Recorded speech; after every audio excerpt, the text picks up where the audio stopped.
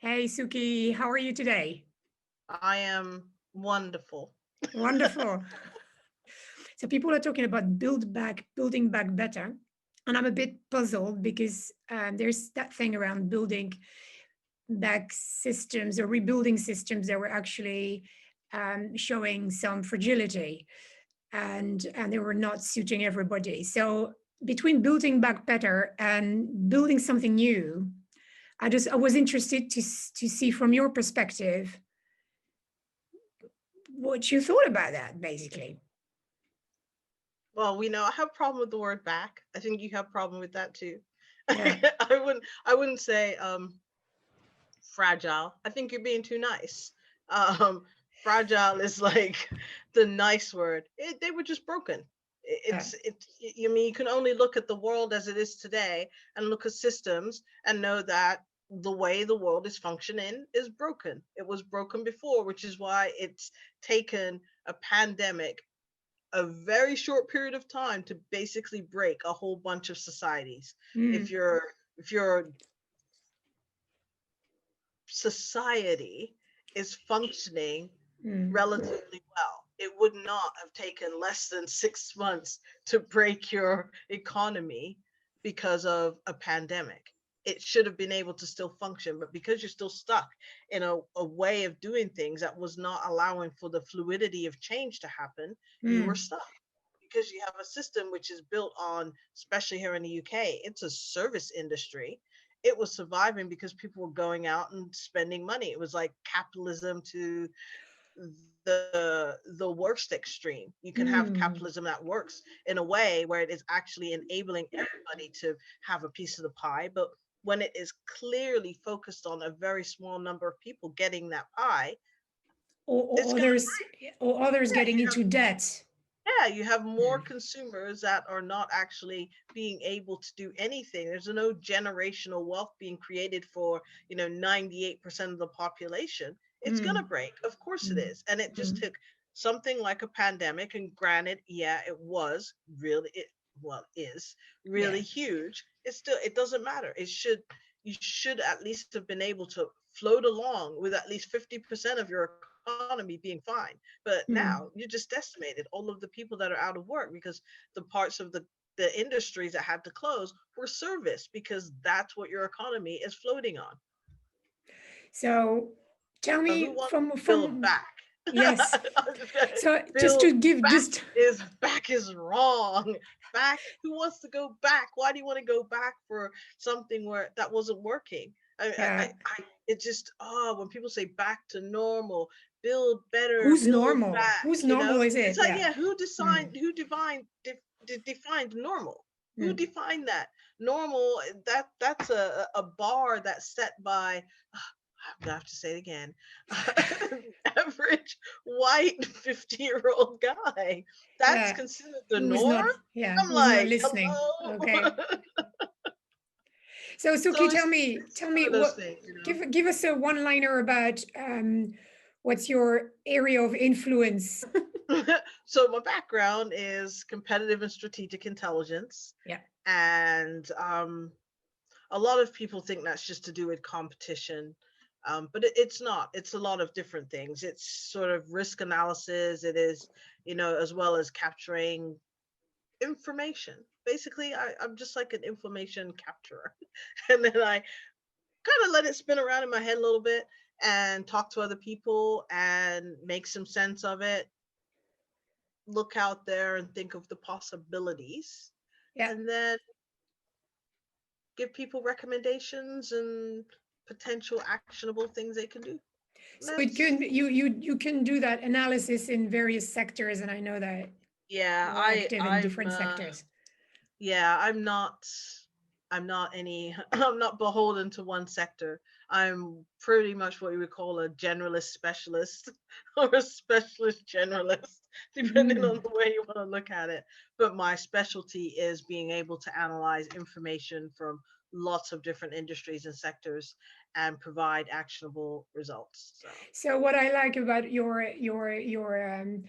art and your capabilities that you also, because you've got such a systemic view of what's going on, you connect the dots, and you're able to give insights that are just not clustered, but relevant to Yeah. many systems I'm at a once. I'm a disparate data person, so a lot of people don't understand that everything in the world is connected.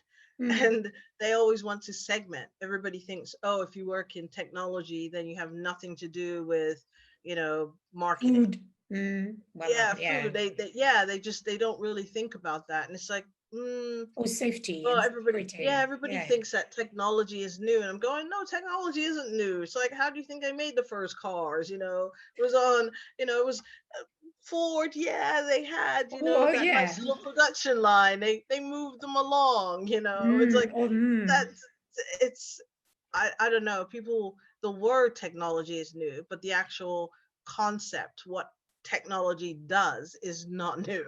yeah, yeah, yeah. So basically having an idea that makes your life easier, or that, and probably in the same flows someone else's life very difficult. That's how I define technology at the moment. Yeah, Okay, that's moving on. it's it, there's a yin and a yang for Mm. everything in the world. There's a good and a bad. There's a that's just the way that it is. That's how the world is. Hey, but that's That's sort of the functionality, I guess. That's kind of Buddhist, isn't it?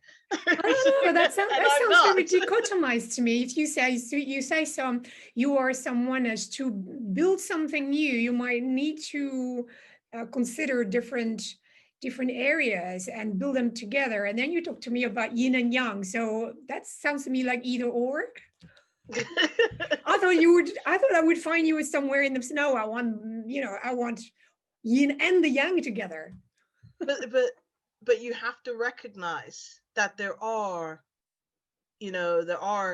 good parts of things that are really excellent that you can take. So, the Ah, good uses of tech for good.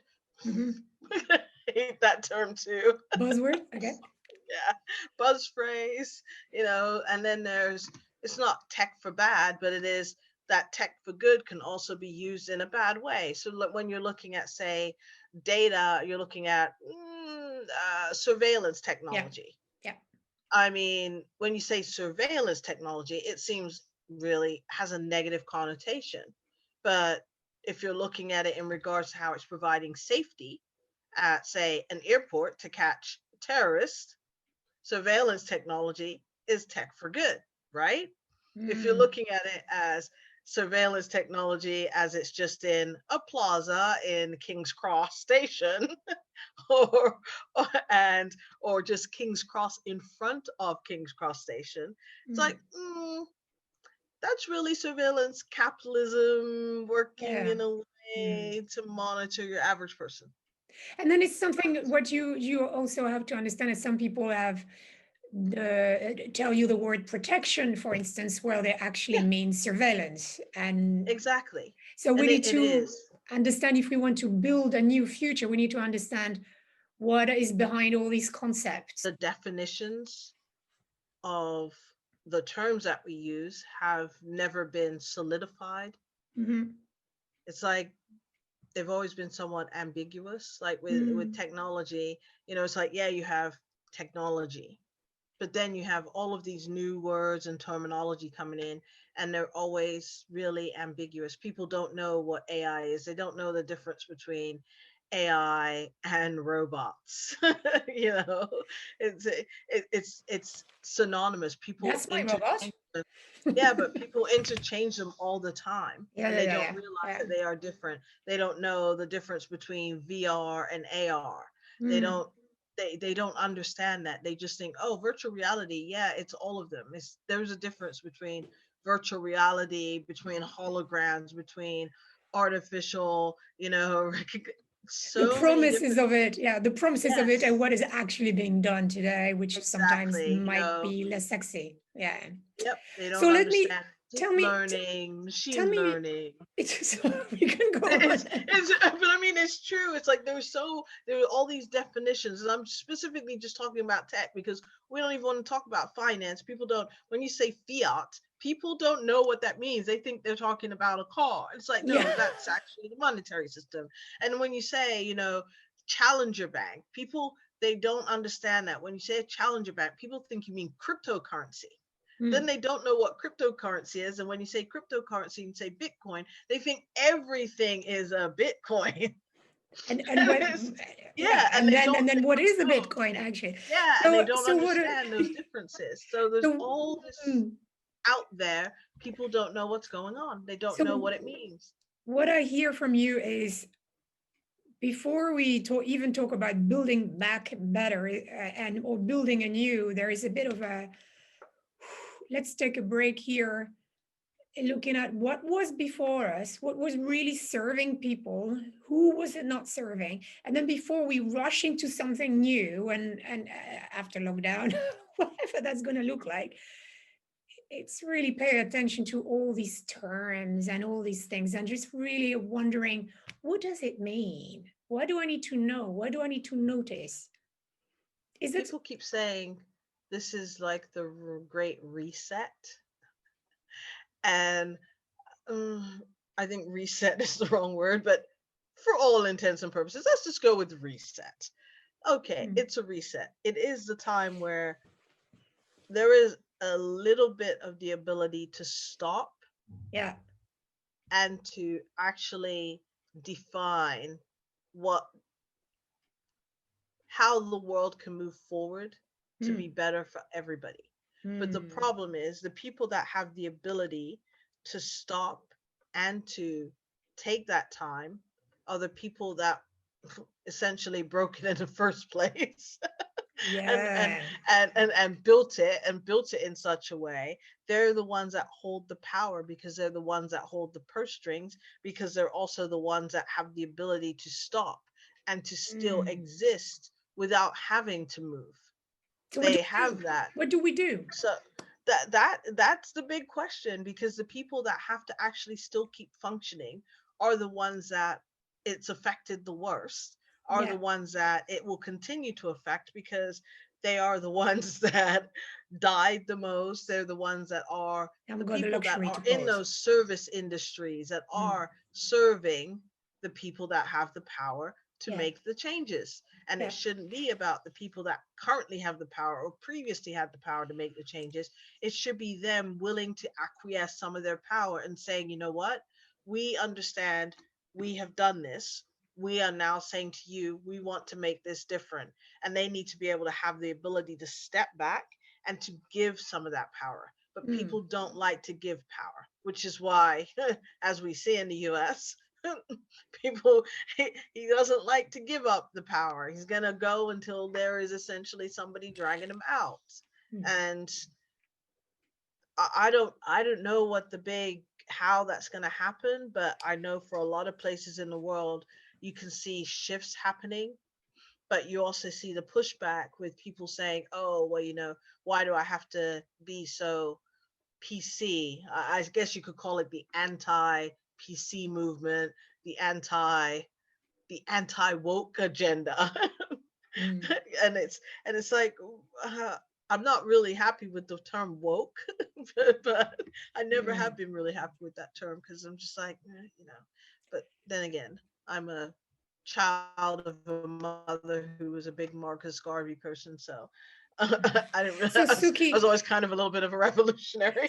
Suki, for people who are maybe not in again neither in one place nor the other place, or either power or have been in are a bit hand tied because they haven't got the margin to do something about the change where they are now. But there might be a group in the middle who still got a little bit of margin. What can they do Monday morning at 8 o'clock to help shift that needle a little bit? I mean, you're an educator as well.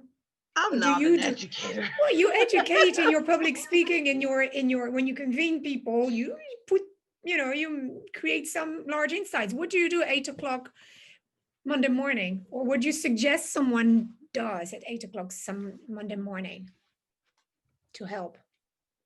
If the sun is shining, go out for a walk. No. What do No, you have there? I would say you have to, first of all, you have to know and be aware of who you are and what your ability is to do something. Hmm. Because if you have, I think a lot of people are kind of scared to do something. Hmm. I think they hold back. If there's ever a time in history, or at least in my life history, to do something, it is now. Hmm. It's like if you can help raise the awareness of Hmm. something that you know you can help with, do it. Whatever your If field is. Yeah. yeah, if Yeah. you can, and I always go, I was just saying the 3 A's. It's been part of my life for so long. But it's awareness, advocacy, and action. And I always Great. say, if you can raise awareness, do that. And I always align it with the past, the present, and the future. And I always tell people, you want to, raise awareness of things that have happened in the past, Yeah. so that you are able to not only understand the past, but also affect how the future will happen. Yeah. Because Yeah. you're aware of what's happened in the past, you can look at the good, the bad, and the ugly, and you Yeah. can make sure those things are to happen again if they're good, and that you can actually use those to build something better, or not Mm. to happen again if they're bad. Yeah. That's And the basis then, of foresight, eh? Foresight yeah, building. Yeah. Yeah. and Hmm. then and then there's the advocacy angle, which is what's in the present. It's like, look around, help the people that are doing the things that you know that you can help with. Yeah. Introduce people. It's like advocating for change. Mm. It's the advocacy of what's good in the world that Mm. you know that you can help with. Yeah. And batten down the people that are doing the bad stuff. Mm. Can't ever forget to bat down the people doing the bad stuff. Mhm. And then there is the action part. And the action part is, looking towards the future. It's like, what have you done with raising awareness, helping to propel something on, advocating in the present to make sure that something happens in the future, to Mm. make sure that whatever you're doing is actually going to be actionable for change in the future. And That's that's the the way that I would look at hygiene. it. Yeah, that's the Yeah. hygiene of maintaining, sustaining good habits Yeah. and create ripple effect. Fantastic. Thank you so much. Thank you Yeah. so much. That's my 3 A's.